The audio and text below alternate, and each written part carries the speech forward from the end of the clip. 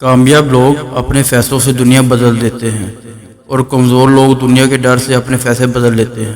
اگر آپ دنیا میں کامیاب ہونا چاہتے ہیں تو پہلے ناکامی کا استقبال کرنے کا حوصلہ پیدا کرو۔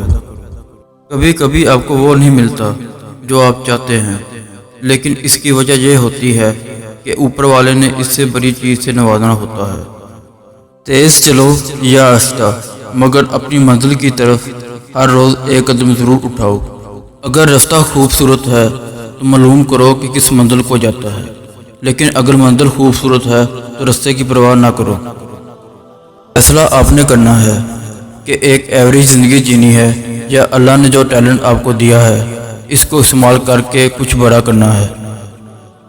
ہر روز اگر آپ یہ کوشش کرو کہ آپ کا کل آپ کے آج سے بہتر ہو جائے تو انشاءاللہ آپ ضرور کامیاب ہوں گے۔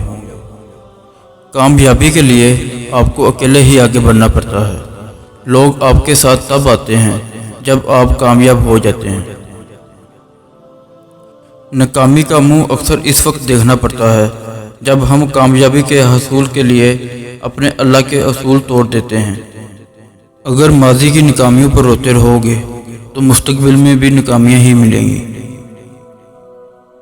اپنا استاد یا کوچ اس کو بناؤ جو پہلے ہی اس مقام پر ہے جہاں آپ پہنچنا چاہتے ہو۔